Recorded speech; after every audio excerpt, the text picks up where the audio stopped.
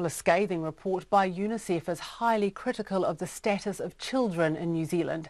It places us 34th out of 41 countries in the OECD and European Union. New Zealand was ranked the worst of all the countries for suicide among 15 to 19-year-olds and 22nd of the 41 nations on ending poverty. Dr. Prudence is Unicef New Zealand's child rights advocate. I spoke to her a short time ago via Skype video and asked her if New Zealand should feel ashamed. Frankly, no surprise to Unicef. Advocates in the child advocacy space have been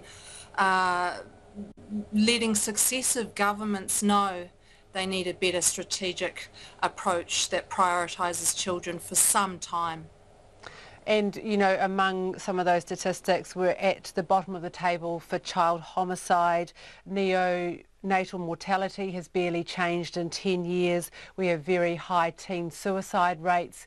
I mean, amongst all those sort of terrible statistics, is there any that sort of stand out as the worst to you? Well, I think that, what you're doing is you're painting a picture of a child that stands at the intersection of all of those measures. So it's not really about zeroing in on the worst stat or the best stat and going, hooray, we do well somewhere. What you've actually got to think of is the child that might be experiencing all of these indicators at once. A child that lives in a household where there's income poverty is also a child that's probably facing food insecurity, is also probably born into a home with a teenage mum or a teenage parent.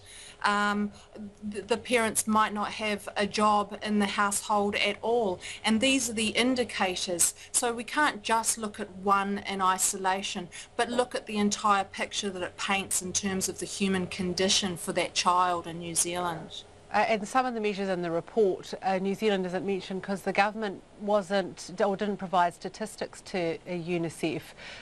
Why is that? Good question. I mean, we're a high-income nation. We've got the means. We've got great researchers in New Zealand.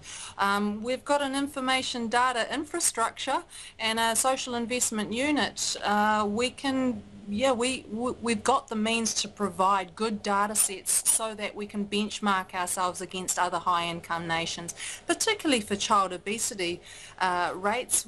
That has been in the news. We know what those rates are, and they're terrible. And so I just shudder to think what kind of status we would have. Would our ranking be even lower if we provided more data sets? That's Prudence there from UNICEF.